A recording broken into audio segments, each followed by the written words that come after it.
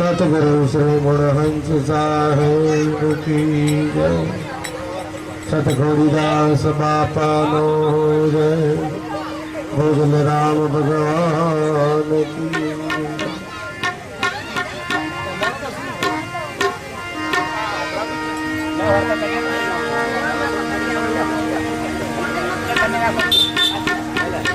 तो सतगुरु महाराज ऐसी दारूडी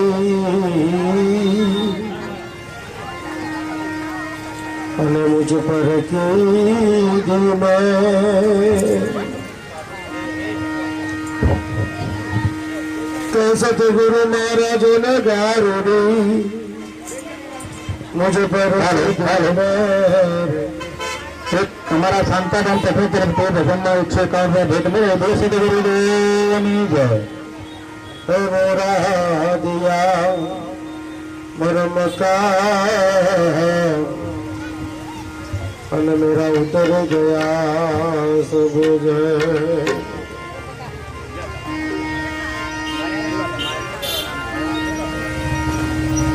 તો સદગુરુએ મારા જળ જડી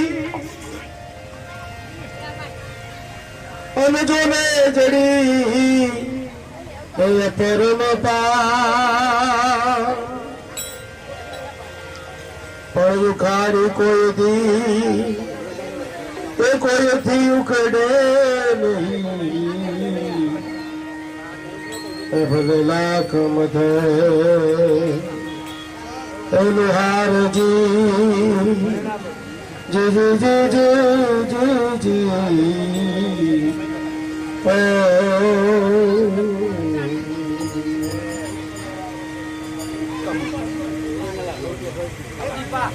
આજે હું તમે મણિલાલ બાપાના આંગણે ગુરુના ગુણ ગાવા માટે થઈ અને ભેગા થયા છીએ। આજે એમના પરિવારે આવા મહાન પુરુષોની પધરામણીઓ કરી છે। સંત પુરુષોની પધરામણીઓ પોતાના ઘેર કરી। તુલસીદાસ મહારાજે એમ કહ્યું કે તુલસી આ ભાઈ તાત પિતા માત આ તો બધું ઘેર ઘેર હોય। તમે સંસારમાં મનુષ્ય તરીકે જન્મ લઈને આવો એટલે તમારા ભાઈ પણ હોય, તમારા પિતા હોય, તમારી માતા હોય, કાકા હોય, કુટુંબ હોય, બધું હોય, પણ સંતો કોઈના ઘેર ના હોય। તમારા ઘેર બધું જ હોય પણ સંતો તમારા ઘરે ના હોય।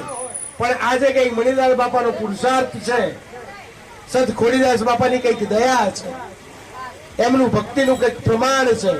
એવા મહાન પુરુષોના પગલા આજે એમને આંગળી થયા છે। અને હું ને તમે પરમાત્માના ગુરુ મહારાજના ચરણોમાં પ્રાર્થના કરવા ભેગા થયા છીએ કે હે પરમ કૃપાળુ ગુરુ મહારાજ, કદાચ મણિલાલ બાપાનો દેહ મારીને તમારી વચ્ચેથી, કારણ કે દેહનું તો એવું હોય તો કાચી માટીનું પૂતળું કીધું છે, આ છે કાલ નથી અને કોઈનું કાયમ રહેવાનું એ નથી। પણ મહાપુરુષો એમ કહીને ગયા છે કે આત્મ તત્વ, કારણ કે ગુરુએ જે બોધ આત્માને કરેલો છે એ આત્મ તત્વ હંમેશા જાગ્રત અવસ્થામાં રહે છે અને જાગ્રત અવસ્થામાં હર હંમેશા આત્મ તત્વ ગુરુનું ચિંતન કરે, ગુરુની કંઈક એ કરે, એના માટે થઈ હું ને તમે અહીંયા ભેગા થયા છીએ મણિલાલ બાપાની યાદી। કારણ કે જે સંતો ગુરુ મહારાજમાં ભળી જાય છે એનો ગુરુના ચરણોમાં હંમેશા વાસ થાય છે। એટલે એમનું કુટુંબ બેઠું છે, એમને સગાવાલા બેઠા છે, આવા મહાન સંતોની ઉપસ્થિતિ છે તો આપણે થોડું ભજનમાં ધ્યાન આપીશું। કારણ કે હું તમે હંમેશા ગુણ છે ના કહીએ દેહના, પણ દેહ તો નાશવંત છે અને કોઈનો દેહ કાયમ માટે કોઈ દાડો રહેતો નથી। કારણ કે હું તમે ઘણી વખત જઈએ કે જન્મ જ્યારથી આપણે લીધો અને જ્યાં સુધી આપણું મરણ થાય ત્યાં સુધી જો સૌથી વધારે આપણે સાચવ્યું હોય ને તો આપણા શરીરને સાચવ્યું છે. સૌથી વધારે જો આપણે પરવા કરી હોય તો આપણા શરીરની કરી છે. કોઈ દાડો આત્માની પરવા કરી નથી. અને આત્માની પરવા કરવાની જવાની વાત જવા દો, કોઈ આત્માને ઓળખવાનો પ્રયત્ન કર્યો નથી. આપણા આત્માની વાત તો આગી મૂકી દો, કોઈ આત્માને ઓળખવાનો પ્રયત્ન નથી કર્યો. કાકાને ઓળખ્યા, કુટુંબને ઓળખ્યું, પેલો આવો એ આપણને ખબર પડી, પેલો તેવો એવી આપણને ખબર પડી, પણ આપણો આત્મા શુદ્ધ છે એની ઓળખ કોઈ તો આપણને કરી. પણ ધન છે એવા ગુરુ તત્વને, ધન્ય છે એવા ગુરુ મહારાજોને છે કે ધન છે એવા અસલ ખોડીદાસ બાપા જેવા, ત્રિકમ સાહેબ, ભુજનરામ બાપા જેવા સંતોને, જેમણે પોતાનો ઓળખ્યો અને પછી આપણને ઓળખાયો. ધન્યવાદ છે આવા સંતોને. અને હજુ બહુ સરસ બને ઘણી વાર સત્સંગ, કારણ કે આત્મ તત્વની વાત પછી ભરત બાપા કરશે, પણ મણિલાલ બાપા જે કરીને ગયા એ કઈક કરીને ગયા છે તો હું તમે એમની પાછળ બેઠા છીએ. કમસે કમ એટલું તો કરવું કે આપણી પાછળ 5 જણા ભેગા થઈને ભજન કરે. વધારે આપણને કઈ આવડે તો ના આવડે, પણ કમસે કમ એટલું તો કરવું કે આપણી પાછળ 5 ભેગા થઈને ભજન કરે. અને ભજન ક્યારે કરશે? જો તમે ભજનના રસ્તે હશો તો. જો તમે ભજનના રસ્તે નહીં હોય તો તમારી પાછળ કોઈ ભગવાનનું નામ લેવાનું એ કેડી કંડારવી પડશે. તમારે એ કેડી કંડારવી પડશે. અને કેડી કંડારવા માટે થઈ કોક ગુરુના ચરણમાં જવું પડશે. કોક ગુરુના ચરણમાં તમે જશો એ તો મહાપુરુષે મને તમને ચોટ મારી છે. બહુ એક સરસ કડી હીરા ભગતે ગાઈ છે કે મને તમને ચોટ મારી. જો ગુરુના ચરણમાં નહીં જઈએ, જો આત્મતત્વનું ભાન નહીં કરીએ, જો ગુરુના કૃપાનો પ્રસાદ નહીં પામીએ તો 84 ના ફેરા તો ઉભા જ છે. હીરા ભગતે મને તમને સમજાવવા માટે આખું ભજન આપણે એક સરસ કરી મને બહુ ગમે. આની અંદર કે મારી વીણે છે રૂડા ફૂલડા અને કડીઓ કરે છે વિચાર. કે મારી વીણે છે એ રૂડા ફૂલડા ને આ કડીઓ કરે છે વિચાર રે. એ આજનો દિન રણિયામણો, એ આજનો દિન એ રણિયામણો અને કાલે આપણો છે વાર રે. માટે હેતે ગુરુના ગાઈએ. મારી વીણે છે રૂડા ફૂલડા. પરમાત્માએ સંતોએ સંજ્ઞા કરી કે ઉપર ગુરુ તત્વ પરમ તત્વ જે બેઠું છે એ મારી છે. આ પૃથ્વી છે, બગીચો છે, એમાં હું ને તમે આજે જતા રહ્યા મણિલાલ બાપા જેવા એ ફૂલ છે.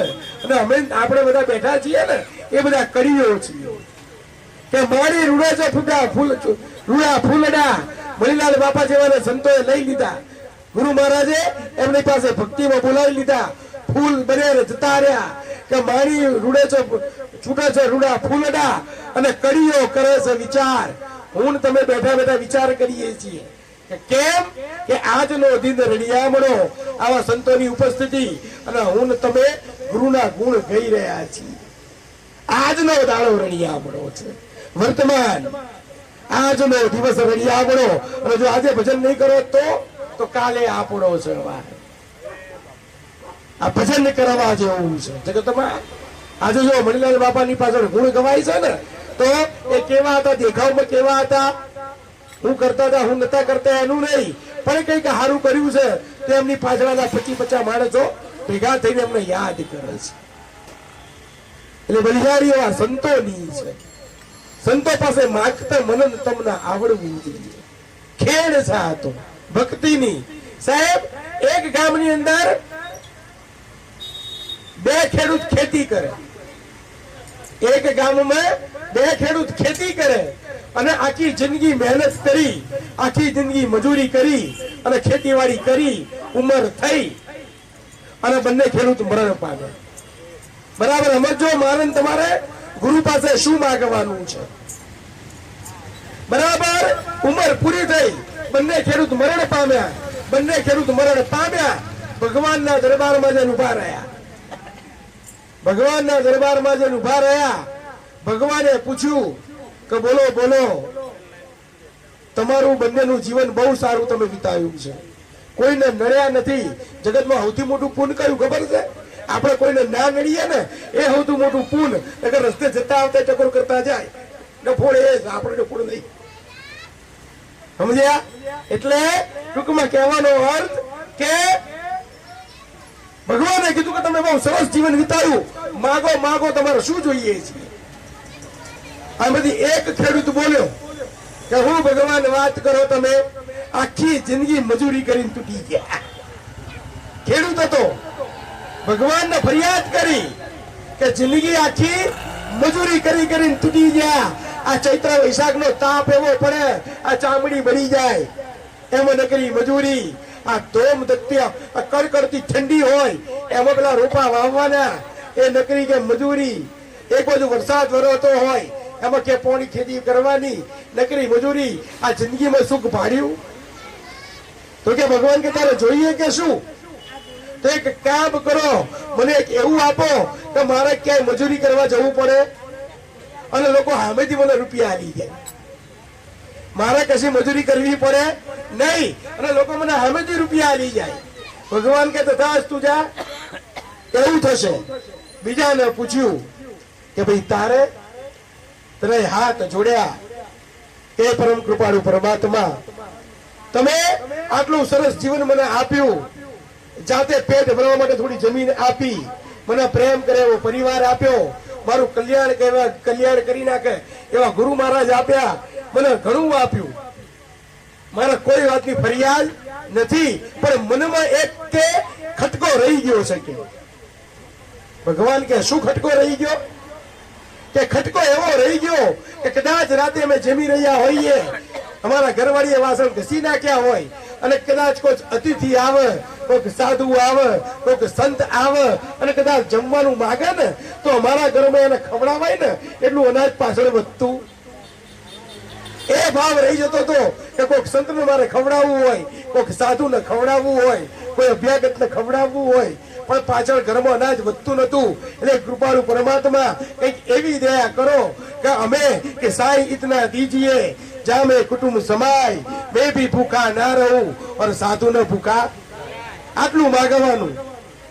માગતા કે મરું પણ માગું નહીં, મેં અપને તન કે કાજ, પણ પરમાર્થના કારણે મને માગતા મરું પણ માગું નહીં.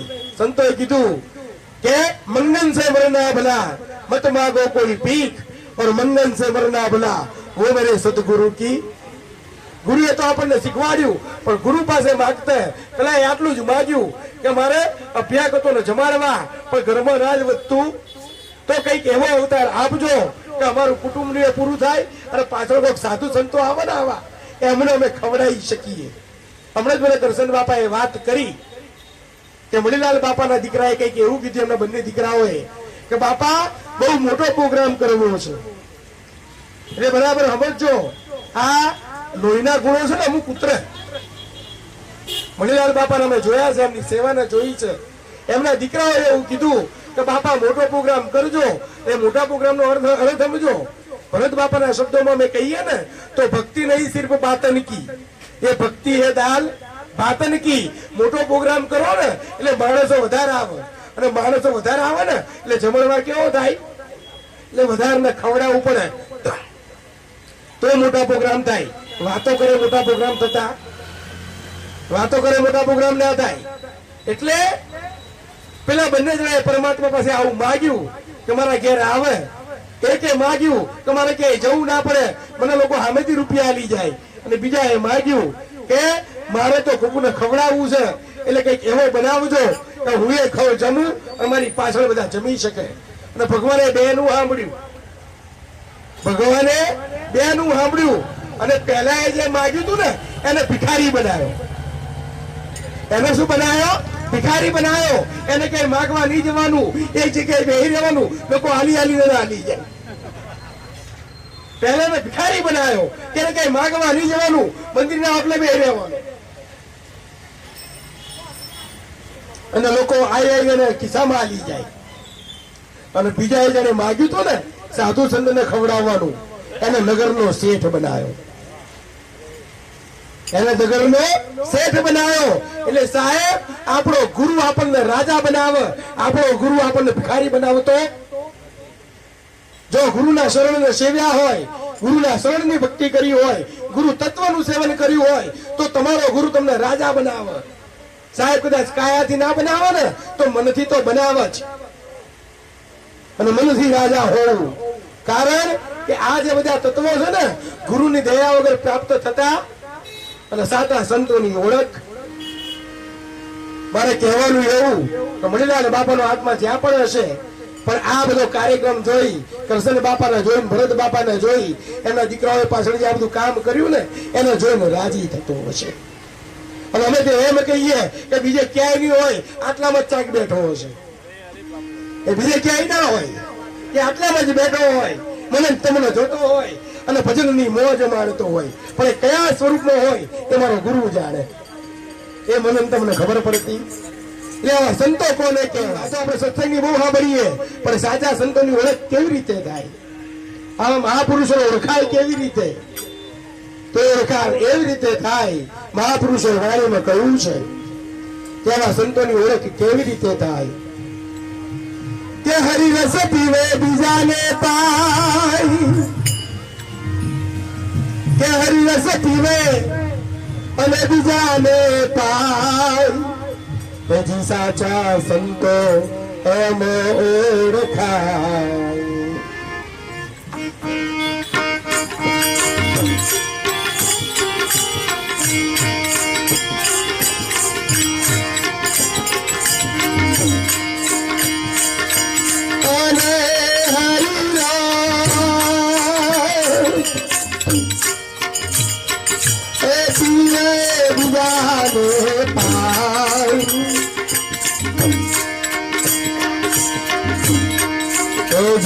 સાચા સંતો એમ ઓળખાય.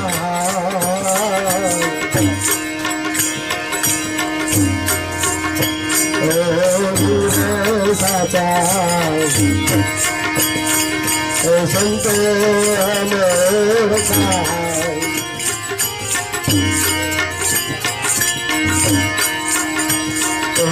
સાગર દેવદાય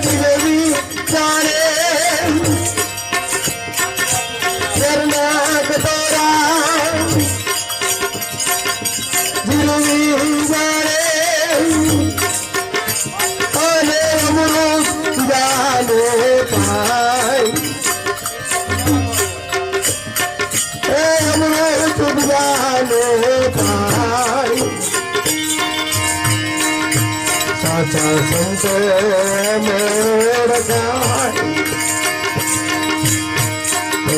સાચા સંતો મોડકાય. હરિરસ પીવે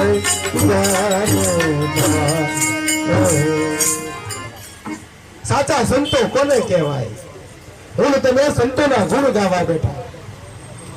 કે આત્મા તમારો પ્રાણ એ તમારો આત્મા, આત્મા એ જ ગુરુ, ને ગુરુના ગુણ હું તમે જયારે ગાતા હોઈએ. આ પ્રાણ તત્વને જેને, આત્મ તત્વને જેને સાધ્ય કર્યું છે, પ્રાણ તત્વને જેને પોતાના વશમાં કરી નાખ્યું છે, એવા સંતો. સંતોની ઓળખ શું? મને તમને સંતો કેવા દેખાય? કોઈક લીલા કપડા પહેરેલા દેખાય, કોઈ કેસરી કલરના કપડા ક્યારે પહેરેલા, કોઈક અમારા જેવા ધોળા કલરના કપડા વાળા. પણ એને સંતો ના કહેવાય. સંતોની ઓળખ શું છે? તો કે હરિરસ પીવા અને બીજાને પાય, ભજન જાતે કરે અને બીજાને ભજન કરતા શીખવાડે, સંતો એને કહેવાય. કારણ કે જયારે આ રસ પીધું ને, આપણે નહીં કહેતા ગામડાઓમાં કે રામ રસ એસા હે મેરે ભાઈ, આ જે કોઈ પીવા અમર હો જાય. મીઠા મીઠા સબ કોઈ પીવે, પણ કડવા પીવા ના કોઈ. આ કડવા કડવા જે પીવો ને પછી એને એ સબસે મીઠા હોય.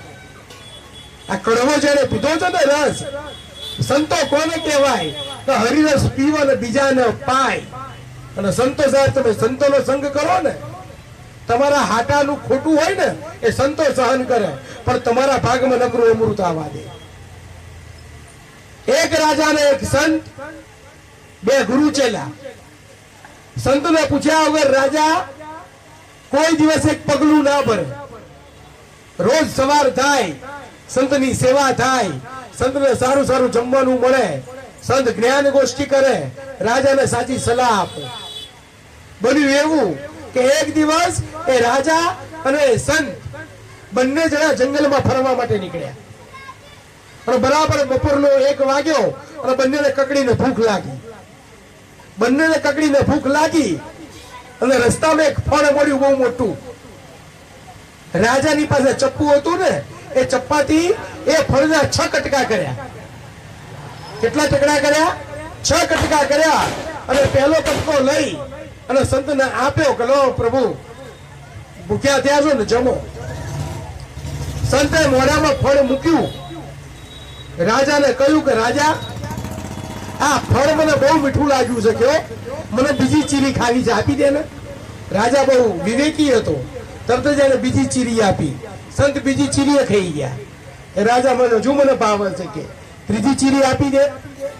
પેલા ત્રીજી ચીરી આપી, એમ ત્રીજી ખાધી, ચોથી ખાધી, પાંચમી ખાઈ લીધી, એક જ વધી. અને છેલ્લે રાજાને કે છેલ્લી વધી ને એ મને આ મારે ખાવી છે. રાજા આવો બગડ્યો કે બાપુ, ભૂખ એકલા તમને નહીં લાગી, ભૂખ મને લાગી છે. કે ભૂખ ખાલી તમને નહીં લાગી, આ ભૂખ મને લાગી છે. અને જો આ નહીં ખાવું ને તો મરી જાય કે. અને સાહેબ, એ રાજાએ છેલ્લી ચીરી સાધુને ના આપી, એ સંતને ના આપી, અને છેલ્લી ચીરી પોતાના મોઢામાં મૂકી. છેલ્લી ચીરી પોતાના મોઢામાં મૂકીને નકરી કડવી ઝેર, નકરી કડવી ઝેર. રાજા વિચારમાં પડી ગયો કે આટલી કડવી. અને પછી સંતના પગમાં પડ્યો કે બાપુ, મને તમે કીધું નહીં, અને આટલી કડવી, આ 5 ચીરી તમને ખાઈ ગયા. અને સાહેબ, સંતનો જવાબ, સંત બડે પરમારથી શીતલ જાકો અંગ, તપત ભુજાવન બોરંગી કી ઓર દે દે અપનો. સંત દરેકનું કલ્યાણ કરવા માટે અવતરિત થાય છે. આજે સંતો બેઠા છે ને, એ રાતના ઉજાગરા એમના માટે નહીં કરતા. આપણને એમ લાગે સંતો કોકને જગાડવા માટે આ 50 બેઠા હોય ને, એમાંથી એકને એડી જાય ને મારો શબ્દ, તો આ ભવનું કલ્યાણ. બધાનું ના થાય કશો વાંધો નહીં. કોઈક મહાપુરુષને કોઈકે પૂછ્યું કે બાપુ, આ તમને સાંભળવા 5000 આવે છે, કે તમને સાંભળવા 50,000 આવે છે, આ 50,000 સુધરી જતા હશે? સંતને સવાલ કર્યો કોઈએ કે તમને સાંભળવા 5,000 કે 50,000 કે લાખ માણસ બેટા, આ તમે બોલો તો લાખે લાખ સુધરી જતા હશે? અને પછી સંતે જવાબ આપ્યો કે લાય મારા હાથમાં એક કાંકરી અને મારું છુટ્ટી, કે બધાને વાગશે? એનામાં હું બધાને નહીં વાગે, તો એ ગમે તે એકને વાગશે, એ અમારો શબ્દ કાંકરી જેવો છે. આ છૂટે ને, એકને વાગે ને તોય કલ્યાણ. આ બધાને વાગે કે ના વાગે, આ કોઈક એકને વાગ્યો ને તોય કલ્યાણ. અને સંતે જવાબ રાજાને આપ્યો કે રાજા, તે મારી બહુ સેવા કરી છે, કે તે મને રોજ મધ મીઠા ખવડાયા, પણ જયારે કડવા ખાવાના આવે ને ત્યારે સંતો ખાય. એ તમારા સુધી પહોંચવા દે? સાચા સંતો કોને કહેવાય? આ મણિલાલ બાપાએ સંત ખોડીદાસ બાપાને સેવ્યા ને, એ સાચા સંતને સેવ્યા. અને એનું પ્રમાણ તમે જોઈ રહ્યા છો. સાહેબ, આટલું અજવાળું દેખાય છે ને. અને હું તો દીકરાઓને પણ વિનંતી કરું છું કે તમારી માને એટલી રીતે સાચવજો તમારા બાપની જેમ. કારણ કે અડધું અંગ છે. તમારા પિતાનું અર્ધાંગીની છે, એમની આજ્ઞામાં રહેજો. આ જગતમાં બીજા કોઈ દેવી દેવતાને પૂજવાની જરૂર નહીં પડે. જો તમે તમારા મા બાપને સાચવ્યા, એમની સેવા કરી, એટલે કે સાગર જેવડા દલડા જેના સંતોનું દિલ હોય ને સાગર જેટલું હોય. ને સાગર જેટલું એટલે શું? સાગર પેટે આપણે કહીએ. તમારી ગમે તેટલી ભૂલો હોય ને, સંતો એને ક્ષમા કરી દે. તમે ગમે તેટલી ભૂલ કરો, સંતો એને મનમાં ન લે. સાગર જેવડા દલડા જેના એ કદી એ ના છલકાય. સંતોનું હૃદય છલકાય નહીં. છલકાવાનો અર્થ એવો થાય કે કદાચ તમારા ગુણ અવગુણ બધા હોય ને, તો ગુરુના મોઢે કોઈ દાડો ના હોય. ગુરુના મોઢે તો તમારા કલ્યાણની વાત હોય. ગુરુના મોઢે, કારણ કે જયારે જયારે મણિલાલ બાપાનો છેલ્લો સમય હતો, જયારે અમે હજુ ગઈ સાલની જ વાત કરી રહ્યા છીએ કે બરાબર એમને મોટી બીમારીનું નિદાન થયું અને ડોક્ટરોએ એમ કહ્યું કે તમારું ઓપરેશન તાત્કાલિક કરાવવું પડશે. પણ એ પુરુષનો સંતોનો પ્રત્યેનો ભાવ કે ઓપરેશન વખતે ડોક્ટરોને એમ કહીને આવ્યા કે પહેલા મારો સંત મેળાવડો, પહેલા મારા સંતોના દર્શન. અને સાહેબ, અમે બધા જેટલા સંતો બેઠા છે એ બધા સાક્ષી છે કે પૂર્ણ પ્રેમથી પૂર્ણ ભાવથી સંતોના સામૈયા કર્યા, ભવ્ય ભજન કર્યું. નવા મકાનની અંદર દરેક સંતોને એટલો આનંદ કરાયો અને પછી બીજા દિવસે હોસ્પિટલમાં દાખલ થયા. આ અંદરથી વાત એટલે આવે કે આવા પુરુષોનો ભાવ અમે જોઈએ.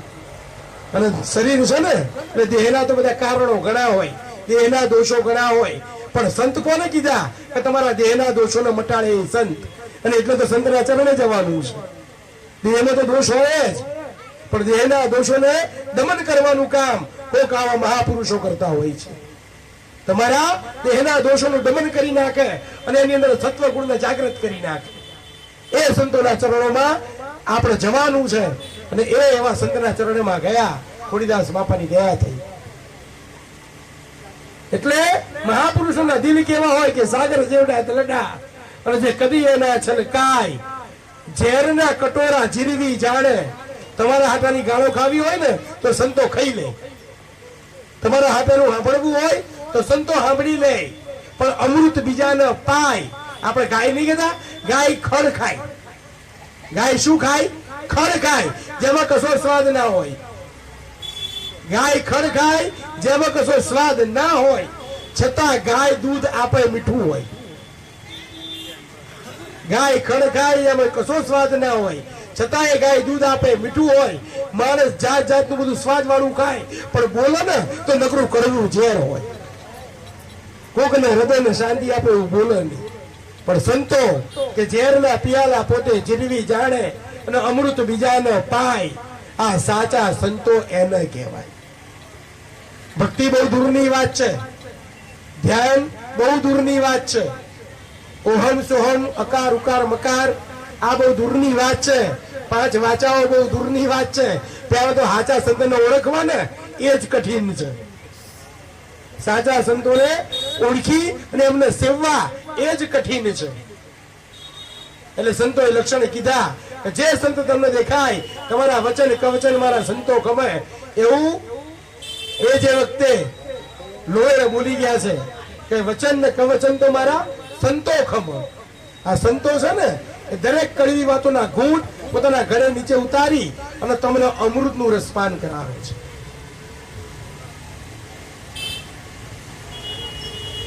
એટલે સાચા સંતોની ઓળખ બહુ જરૂરી. એ સંતોને તમે ઓળખી લો, પછી તમારે બીજું કરવા જેવું હોતું નથી. અને સંતો એની આગળ વાત કરી. કસોટીઓ થાય ને, કસોટીઓ. તમે આમ રસ્તામાં જતા હોય અને કદાચ તમને પીળા કલરનો ટુકડો મળે, પીળા કલરનો ટુકડો મળી જાય, અને પીળા કલરનો ટુકડો આમ કોઈ જોતું ના હોય, પણ કદાચ તમે પીળા કલરનો ટુકડો ઉપાડ્યો અને પછી કોઈ કે એમ કહી દીધું કે આ સોનું છે.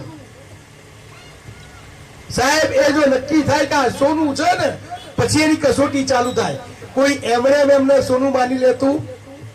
એમ સંતો કોઈ સામાન્ય માણસ જતો હોય ને તો કોઈ એનો ભાવ પૂછતું નહીં. પણ કદાચ તમે એમ કહી દો ને કે પેલા જાય ને એ સંત છે, એટલે લોકો સંતોની કસોટીઓ કરવા માંડે. જોજો, અમારે તો મોટી તકલીફ આ છે કે જે કોઈ આમ આંગળી મૂકીને કહી દીધું ને કે આ જાય એ સંત છે, એટલે લોકો કસોટીની એરણે ચડાય સંતોને કહી. આ સંત છે તો એનામાં આટલા લક્ષણો હોવા જોઈએ, ભલે એનામાં એકે ના હોય, પણ સંત તો એને પૂરા જોઈતા હોય. અને પછી મહાપુરુષોને ગાવું પડ્યું કે આવા સંતો કેવા હોય કે સોના જેટલા સુધ છતાંય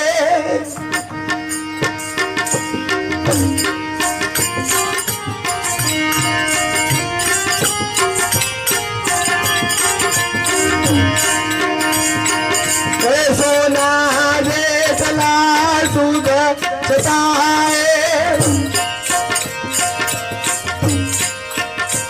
એ તો જગવીમાં બિરાજી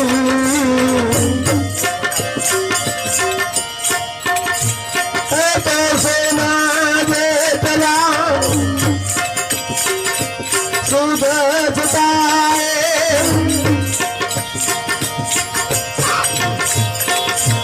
અગ્નિ મારો રાયજી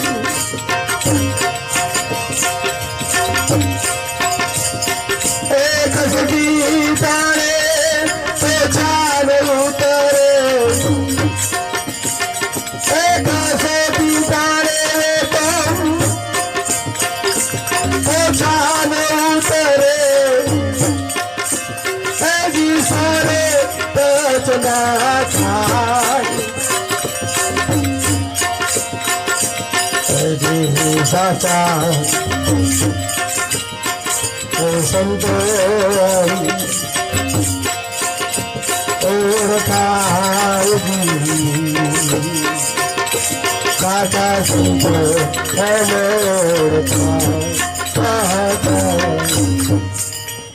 હું તમે દ્રષ્ટાંતો સાંભળીએ છીએ, હું તમે વાર્તાઓ સાંભળીએ છીએ.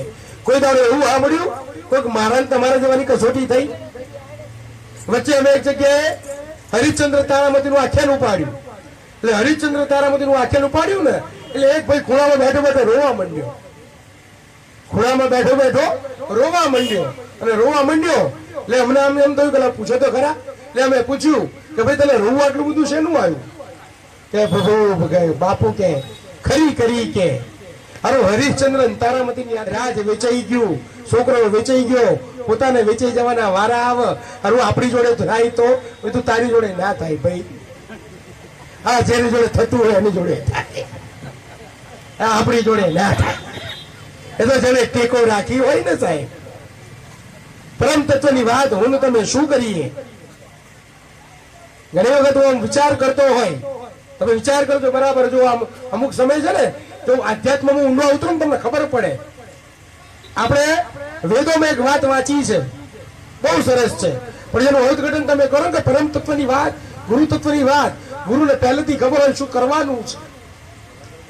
જયારે પૃથ્વીનું મંડાણ થયું ને ત્યારે પેલા મોકલ્યો ભાઈ આખલા ને પેલા એમના ભોળાનાથે એમના કોઠિયા ને કે જા જગતમાં સંદેશો આપજે કે 3 ટાઈમ નાવાનું અને 1 ટાઈમ ખાવાનું.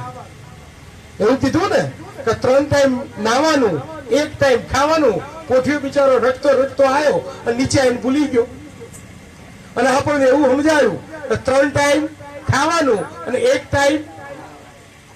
સમજો, આ તો અત્યારે આપણે 3 ટાઈમ ખાઈએ છીએ 1 ટાઈમ નહીએ છીએ. પણ કદાચ કોઠિયાએ નીચે હાચું કીધું હોત તો, જો હાચું કીધું હોત તો સાહેબ એવું થાય કે કદાચ આપણે અત્યારે કોકના ઘેર જઈએ તો કોક આપણને એમ કે ખાઈ લો.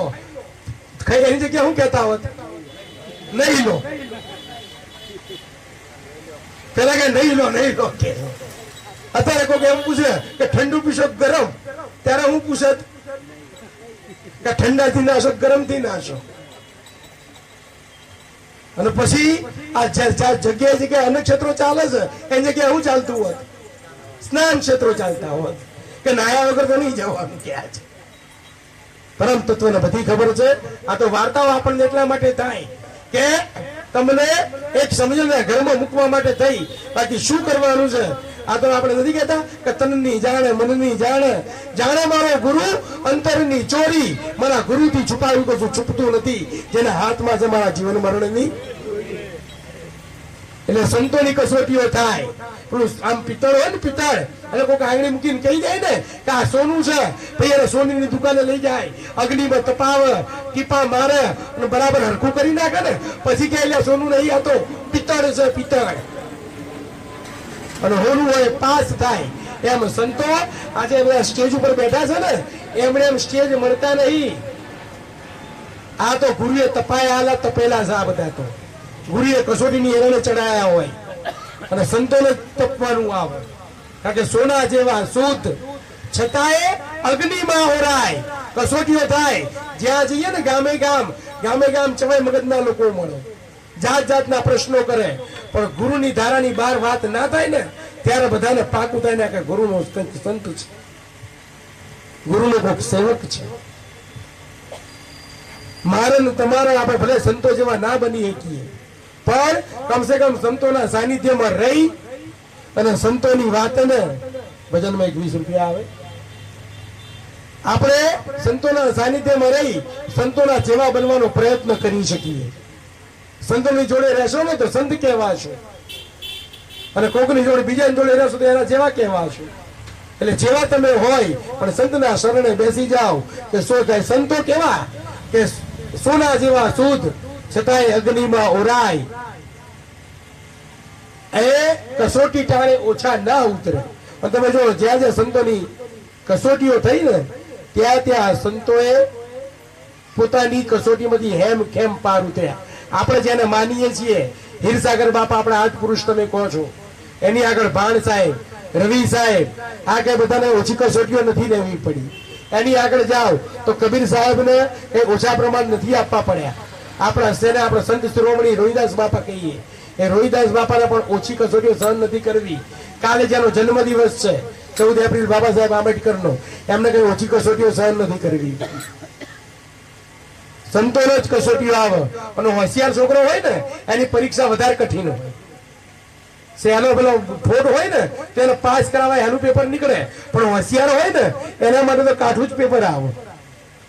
એ કદાચ ભક્તિમાં હું તમે પડીને કદાચ તકલીફો પડે ને તો બહુ ડરી નહીં જવાનું. આપણી જાતનો હોશિયાર વિદ્યાર્થી સમજી લેવાય. કારણ કે એ સંતોએ જ્યાં પોતાની કસોટી આવી ને ત્યાં ગુરુના તત્વથી, ગુરુના પ્રતાપથી, ગુરુની કૃપા દયાથી એ કસોટી બધી સાંગો પાર ઉતરી ગયા છે. અને એવા સંતોની ઓળખ ને આવા સંતોને સેવાય, માનેલા સંતોને ના સેવાય. અમારા આપણા ગુરુએ કીધું છે કે નદીઓનું મૂળ જોવું અને સંતોનું કુળ જોવું. અને સંતોનું કુળ એટલે દરબાર છે, વાણિયા છે, બ્રાહ્મણ છે એવું કુળ નહીં, પણ કઈ પરંપરામાંથી આવે છે, એમના ગુરુ કોણ છે. સંતોનું કુળ જોવાય. કુળ એટલે કે જ્ઞાતિ જાત ના જોવાય, પણ એ સંતોના ગુરુ કોણ છે, કઈ પરંપરામાંથી, કઈ ધારામાંથી સંતો આયા છે. અને આપણી ધારાની તમે વાત કરો તો આપણી ધારા તો છે કે આદિ નારાયણ સુધી જાય છે. આપણે તો એ સનાતન પરંપરાના બધા સેવકો છીએ. સનાતન પરંપરાના સંતોના માથે, સંતોનો હાથ આપણા માથે છે. એટલે આવા સંતોના સેવકો કાચા ના હોય. એટલે અમે તો આમ છાતી ઠોકીને કહીએ. કદાચ હમણાં સાંજના આયા એટલે ઘરવાળા બધા કુટુંબના મિત્રો બધા મણિલાલ બાપાને યાદ કરીને રોતા હતા. કોને યાદ કરીને રોઈએ છીએ?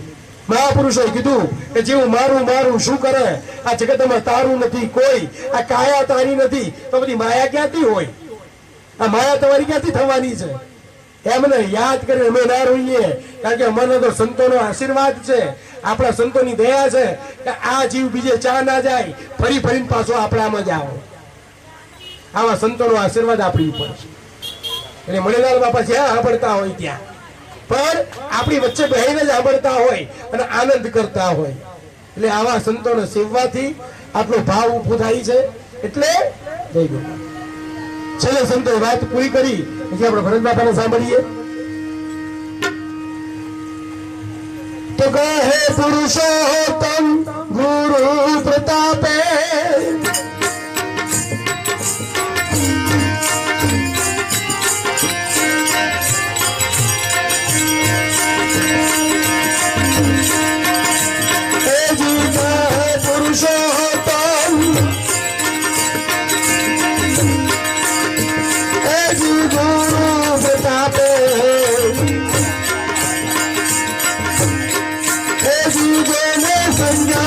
ગુરુ નો સુખ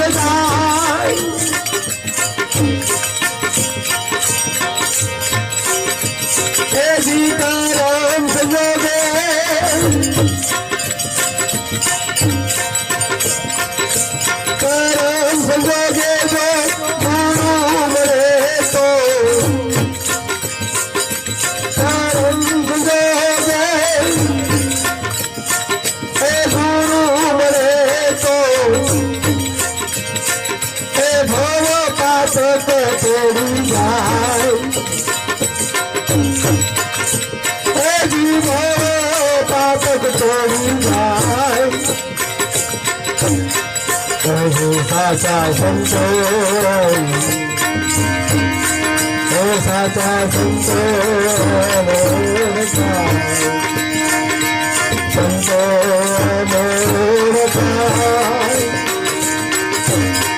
સાચા સંતો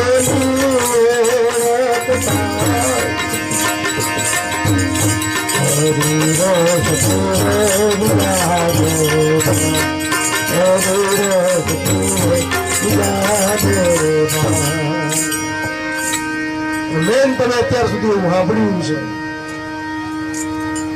કે કદાચ કોઈ કિંમતી વસ્તુ આપણને મળે ને, બહુ કિંમતી વસ્તુ આપણને મળે તો કિંમતી વસ્તુઓ આપણે ઘરમાં હંતાડીને મૂકી દઈએ, કોઈને આપીએ નહીં.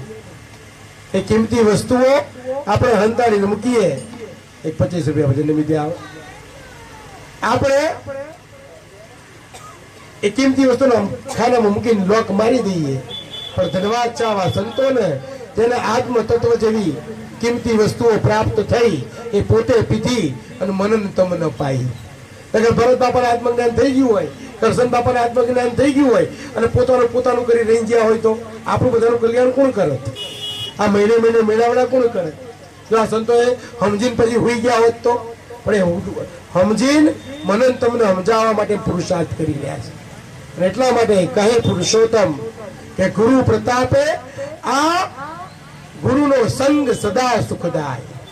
ગુરુની નિકટ તમે જેટલા રહો, ગુરુના સાનિધ્યમાં જેટલા રહો, અને ગુરુનું સાનિધ્ય એટલે બીજા કોઈનું નહીં, પરમાત્માનું સાનિધ્ય. ગુરુ બોલતા હોય સમજી લેવાનું કે ભગવાન પોતે બોલી રહ્યા છે. કે કહે પુરુષોત્તમ ગુરુ પ્રતાપે કે ગુરુનો સંગ સદા સુખદાય. કરમ સંજોગે જો ગુરુ મળે, તમારા ભાગ્ય સબળ્યા હોય, તમારા વર્ષોનો પુરુષાર્થ હોય, કોઈક મહાપુરુષની દયા થઈ હોય અને જો તમને ગુરુ પ્રાપ્ત થાય, કહે પુરુષોત્તમ ગુરુ પ્રતાપે કે કરમ સંજોગે આવા ગુરુ મળે ને તો આ જન્મના પાતક ટળી જાય, આ જન્મના ભવસાગર ટળી જાય. એટલે જેમની પાછળ આપણે બધું કરવા ભેગા થયા છીએ ને એ આત્માએ તો પોતાના ગુરુને માથે ધારણ કરી પોતાના દેહનું પોતાના આત્માનું કલ્યાણ કર્યું છે. પણ આવા મહાન આત્માઓ મનન તમને શીખવાડે છે કે જેમ અમે ગુરુ કરીને અમારું કલ્યાણ કર્યું એમ તમે પણ કોઈક મહાપુરુષને સેવી અને પોતાના દેહનું, પોતાના આત્મતત્વનું, પોતાના પ્રાણનું કલ્યાણ કરી લો. અને એ શીખ આપણને આ ભજનોમાંથી મળે. આ ભજનનો પુરુષાર્થ એટલા માટે છે. એટલે હું તમે પરમ તત્વના ચરણોમાં, ગુરુ મહારાજના ચરણોમાં પ્રાર્થના કરીએ કે મણિલાલ બાપાને ગુરુના સાનિધ્યમાં સદા રહે, ગુરુના ચરણોમાં સદા એમનો વાસ થાય. જય ગુરુદેવ. સદા એમનો વાસ ગુરુ ચરણમાં થાય. બોલો સદગુરુ દેવનો